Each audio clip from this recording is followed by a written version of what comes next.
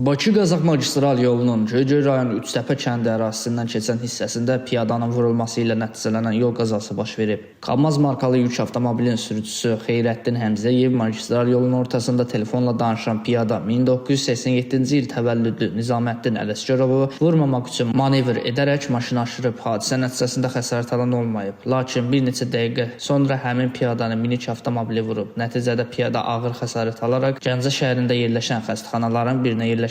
Faktla bağlı araşdırmalar aparılır. Hadisə getdiyim zaman baxdım ki, yolun ortasında adam var, piyada. Piyadanı vurmamaq üçün də çəkdim, sola dəmirə vurdum, aşdım.